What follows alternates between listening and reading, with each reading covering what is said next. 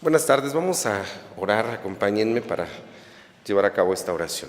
Señor, estamos agradecidos porque somos privilegiados de estar aquí, Señor, en tu casa, en tus atrios y estar en comunión contigo. Y Padre, queremos rogarte que nos dirijas en tu palabra, nos libres de malas interpretaciones. Señor, como hombres estamos expuestos al error. Nuestra mente, Señor, no es apta para esta palabra que es santa, que viene de lo alto. Señor, solamente si tú abres nuestro entendimiento a través de tu Espíritu Santo, podemos mirar y contemplar las maravillas de tu ley. Solamente, Señor, si tú obras en nuestro corazón, podemos deleitarnos en ella. De otra manera, Señor, nuestra carne es imposible que reciba esta palabra. Solamente a través de la obra de tu Espíritu, aplicándola en nuestro corazón, en nuestra alma, fortaleciéndonos y llenándonos de fe. Haz esto, Señor, te lo rogamos en el nombre de Cristo Jesús. Amén. Tomen sus lugares. Apocalipsis capítulo número 3. El mensaje de Dios, dice el versículo 1, escribe al ángel de la iglesia en la Odisea. Y he escuchado a muchas personas, y es correcto, entender de este texto que el mensaje es para el ángel, para el mensajero que está en la iglesia de la Odisea. Y muchos solamente enfocan el mensaje que aquí se contiene hacia el mensajero, diríamos nosotros hacia el pastor de la iglesia de la Odisea, porque él es el mensajero. Pero a veces no notamos que en el versículo 22 que dice que este mensaje no es solamente para el ángel, como dice el versículo 14, sino que es para toda la iglesia. Versículo 22, el que tiene oído, oiga lo que el Espíritu dice a las iglesias. Entonces, sí, el mensaje es dirigido a lo mejor primeramente hacia el ángel, hacia el mensajero que está en la iglesia de la Odisea, pero en general el mensaje completo es para toda la iglesia. Y en este mensaje que presenta el ángel del Señor a la iglesia, es una exhortación a la perseverancia en estos últimos tiempos. En nuestra interpretación entendemos que esta es la última etapa en la que la iglesia va a estar presente en este mundo. Las 7 iglesias, dicen los estudiosos, son etapas de la iglesia. Esto se llama dispensacionalismo. Son épocas muy marcadas en la iglesia, en la historia de la iglesia desde el primer siglo hasta nuestros tiempos, hasta el final de los tiempos. Y si esto es así, entonces la iglesia de la Odisea señala el último tiempo de la iglesia, y nuevamente tenemos nosotros la obligación de considerar lo que el ángel dice a la iglesia en los últimos tiempos, y este mensaje nos interesa, nos involucra a todos nosotros, absolutamente a todos. Dice entonces este mensaje, dice el amén, el testigo fiel y verdadero, el principio de la creación de Dios. Versículo 15, yo conozco tus obras. Una de las cosas que Dios está atento en la vida de la iglesia es de sus acciones, de las obras que nosotros tenemos como creyentes. ¿Recuerdas que las obras son importantes? ¿Por qué? ¿Por qué son importantes las obras? Porque lo primero que apunta aquí, en el versículo 15, dice el Señor, yo conozco tus obras. ¿Por qué son importantes las obras en la vida de los creyentes, en la vida de la iglesia? Porque dan testimonio de la fe. ¿Te acuerdas de aquel pasaje de la epístola de Santiago que dice que la fe sin obras es muerta? Porque las obras son la evidencia de nuestra fe. Y a veces no pensamos en que nuestras obras hablen de nuestra fe. Y entonces como que nos sentimos con el derecho de vivir como nosotros querramos vivir, porque ya somos cristianos, porque ya creímos en Cristo, porque nuestra doctrina dice que la salvación no se pierde. Pero por eso te decía que es importante en este tiempo volver a la Escritura y recordar que siguen siendo importantes nuestras obras. Dice el Señor, el amén, el testigo fiel y verdadero, Cristo, el principio de la creación, dice: yo conozco tus obras. En estos capítulos 2 y 3 de Apocalipsis, donde se mencionan el mensaje de Dios a las 7 iglesias en Asia Menor, allí Dios expresa la situación real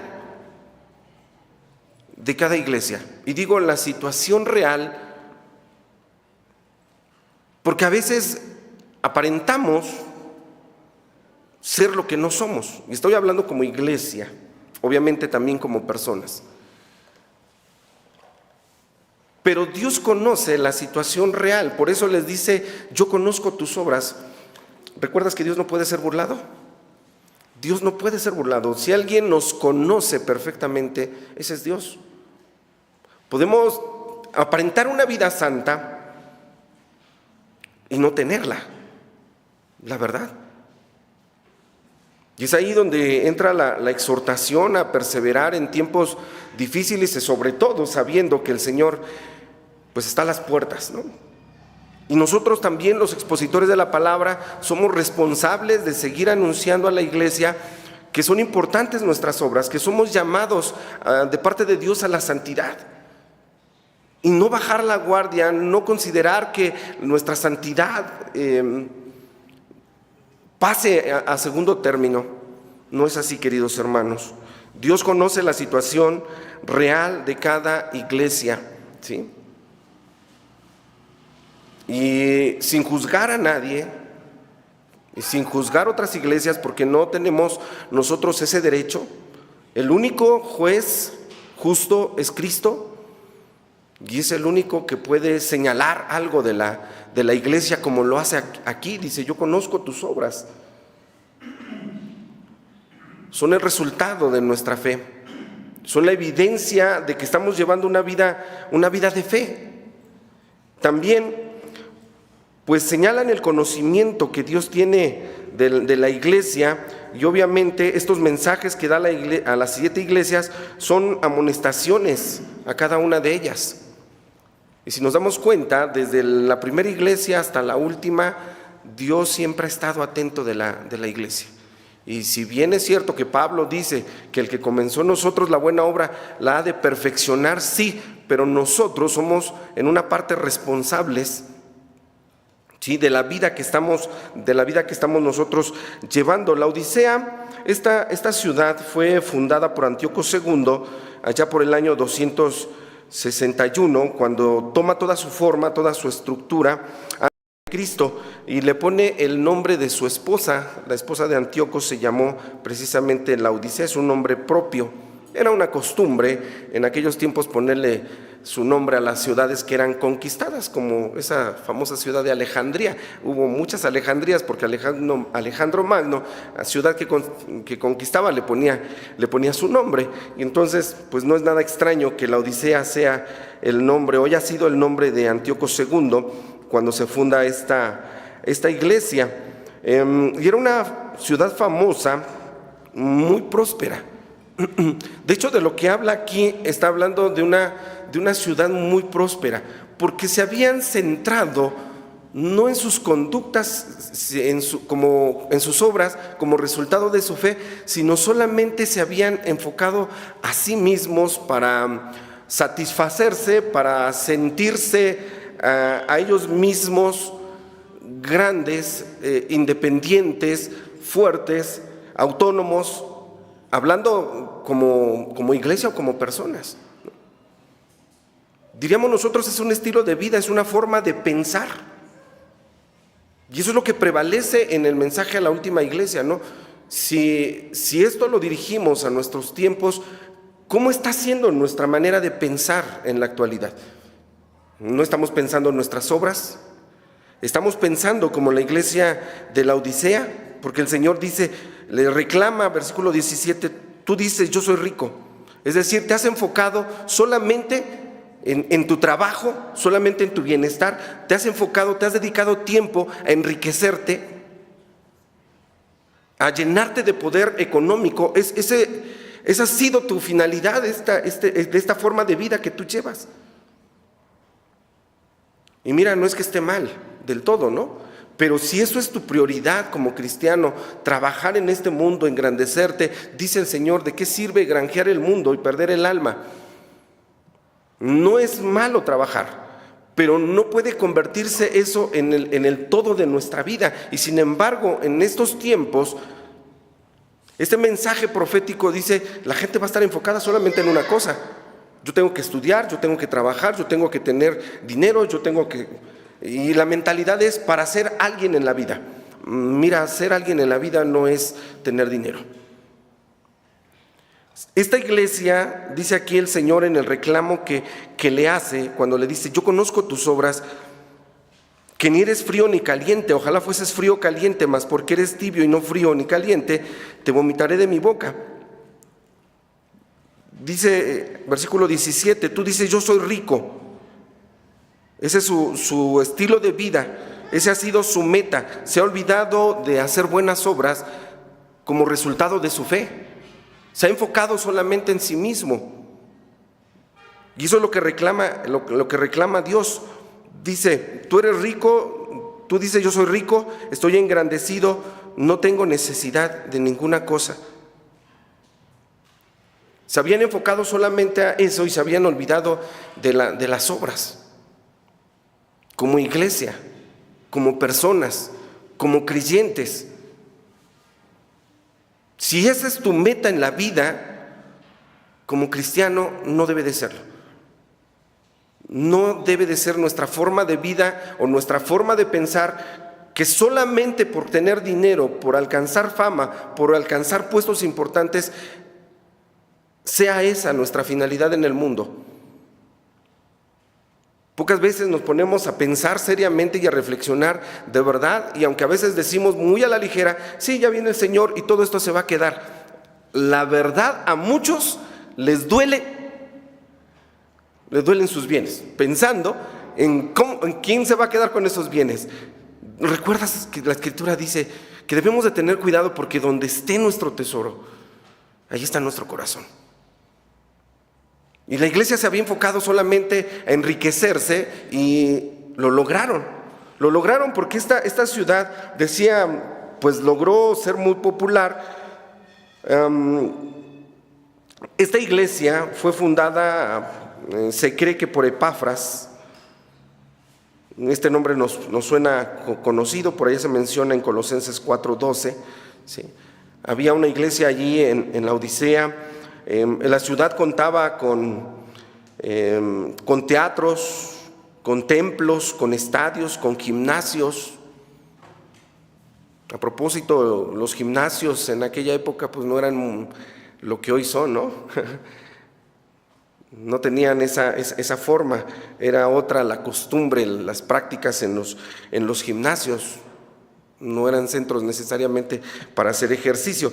Y bueno, el Señor que está hablando a esta iglesia y que está denunciando la falta de obras de misericordia como reflejo de la fe, está señalando, porque cuando le dice yo conozco tus obras, no solamente tus obras, yo conozco tu vida, tu forma de pensar ha sido esta, te has centrado solamente en esas cosas, yo conozco perfectamente tu situación. Y recuerda que Dios es omnisciente y Dios conoce todas las cosas, sabe aún los pensamientos más profundos, las intenciones más profundas de nuestros corazones. El Señor sabe lo que hay en nuestro pensamiento. Y cuando nosotros nos miramos a nosotros mismos, recuerdo una frase de Juan Calvino que decía que algo le temía. Algo le tenía mucho miedo y era a su pecado. Una frase de Martín Lutero, perdón, de Martín Lutero. Martín Lutero es el que dice que tenía un temor muy grande por sus pecados. Porque la verdad, cuando uno analiza su propia vida, Nos hemos habituado incluso a nuestra forma de vivir, que pensamos que hay cosas que hacemos y que ya no son pecado. Y cuando otra persona las ve en nosotros, se escandaliza, dice, ¿cómo es posible? Sí, porque nosotros nos hemos acostumbrado a lo mejor a tener ciertas prácticas, a hacer ciertas cosas que ya no las vemos como malas. Y hace falta un análisis de veras concienzudo de nuestra vida para darnos cuenta cuán miserables somos y que no podemos engañar a Dios. Escuchaba yo un expositor de la palabra. No es que no se predique la santidad en la iglesia, no es que no se requiera de los creyentes, porque hemos sido llamados a la santidad. No podemos ignorar que a eso fuimos llamados, porque a santidad nos llamó Dios. Pero el estar teniendo ciertas prácticas, hermanos, debe de hacernos consciente que Dios conoce la vida que estamos llevando. Y deberíamos de preocuparnos por nuestros pecados, porque sabemos mucho. Sabemos que el que encubre sus pecados no prosperará, pero el que los confiesa y se aparta tiene misericordia de Dios. Dios es amplio en perdonar. Pero ese es un mensaje que ya no se predica en la iglesia, porque algunos dicen, finalmente todos somos pecadores. Sí, tiene razón, pero no por eso tenemos el derecho. Y Dios sigue demandando de la iglesia hasta el final. Si esta es la última época, el último tiempo en que la iglesia va a estar en el mundo, el Señor sigue reclamando esto. Conozco tus obras. El Señor Jesús dijo, por sus frutos serán conocidos. Entonces es un llamado, hermanos, a que nosotros tengamos un examen de nuestra propia conciencia, de nuestra vida, y darnos cuenta que necesitamos consagrar más nuestras vidas a Dios. Esos actos de consagración que tenemos cada mes no pueden ser rituales litúrgicos. Pensaba yo en esto, no pueden ser simples actos de costumbre religiosa, ¿no? También a eso nos hemos habituado. Es día de consagración y creo que no es así. No podemos perder la forma de lo que Dios nos demanda, esos ayunos, esas oraciones, que no se vuelvan solamente costumbres o hábitos religiosos. Que sean cosas que hagamos con convicción y que de verdad estemos buscando al Señor cada día más. Dice el Señor, reclamando a esta iglesia, y con justa razón lo hace, porque pues el Señor, decíamos, conoce toda la situación de cada iglesia. Hice un pequeño resumen en una sola frase de cada iglesia. A Éfeso le dice acerca de su trabajo, de su paciencia, de sus obras, ve cómo sí la conoce. A Esmirna le dice, sé de tu tribulación y sé de tu pobreza, la conoce. Pérgamo dice, tú retienes mi nombre, no has negado la fe. Tiatira, tú tienes caridad, servicio, fe y paciencia. Sardis, hay personas que no han sido ensuciadas, no han ensuciado sus vestiduras en ti. Ve cómo el Señor conoce, tiene un conocimiento tan amplio y conoce nuestras vidas. Y esto debe de comprometernos en la presencia de Dios. Y a Filadelfia le dice, mira, te queda poco tiempo, le dice a esta iglesia, a Filadelfia, perdón, le dice, tienes poco de tiempo, pero has guardado mi palabra. Dice, no has negado mi nombre. Y a la Odisea, pues le habla de su condición. Le dice, no eres frío, no eres caliente. Ni frío ni caliente, no eres ninguna de las dos cosas. ¿Quién sabe esto, sino solamente tú? Que sabes cómo es tu vida. Cada uno de nosotros. Y pensaba yo en otra cosa cuando tomamos la comunión. Cuando se leen las palabras de la institución, escuchamos las palabras del ministro cuando dice, examínese. Y no son del ministro, son de las Escrituras, de la Biblia. Pruébese cada uno a sí mismo. Examínese. No sé si cuando estamos participando de la mesa del Señor realmente hacemos ese análisis de nuestra vida, que no sea una costumbre, decía una costumbre litúrgica religiosa, una práctica religiosa, sino que ese día nosotros realmente estemos haciendo un análisis de nuestra vida de una forma consciente, cosa que a lo mejor tampoco no hacemos. Pero eso nos compromete delante de Dios. No estoy de ninguna manera desanimando a ninguno que ya no participe de la mesa del Señor. No, es participar de la mesa del Señor, pero hacer las cosas como se nos indica, que hagamos un estudio de nuestra vida, que cada uno vea su vida, que cada uno de nosotros recuerde el pacto con Cristo, que cada uno de nosotros se comprometa a llevar mejor una vida, que cada uno de nosotros en ese momento, cuando estamos haciendo nuestra confesión de fe, estemos recordando el sacrificio de Cristo en nuestro beneficio, porque ese es el motivo de celebrar la comunión, es recordar el sacrificio de Cristo y el beneficio que esto nos trae en el perdón de nuestros pecados. Hagan esto en memoria de mí, dijo el Señor. Y todas estas cosas, pues obviamente son parte de nuestras obras y de las cosas que Dios reclama. Entonces, hermanos, no podemos en este tiempo ni nunca, pero cuanto más ahora que sabemos que el Señor está cerca, solamente tener estos actos por llevarlos a cabo. No solamente porque a lo mejor tenemos que llenar un calendario de actividades religiosas, de cultos especiales en la iglesia, es lo más, de verdad, lo más solemne, ¿sí? Es la práctica de nuestro sacramento, y hemos visto también que o hay hermanos que no participan, o hay hermanos que no llegan, o cuando se convoca la iglesia no tiene ese interés, y eso es lo que reclama Dios, ¿no? Y no dejaremos de hacer el llamado de Dios, porque finalmente esta palabra no es ni de los mensajeros ni de los predicadores, es un mensaje de parte de Dios. Velo así, como que Dios nos está demandando a todos, primeramente al ángel de la iglesia y después a toda la iglesia. Porque todos, decía al principio, esto es un tema que nos involucra absolutamente a todos, ¿sí? El Señor dice: tú no eres frío, no eres caliente.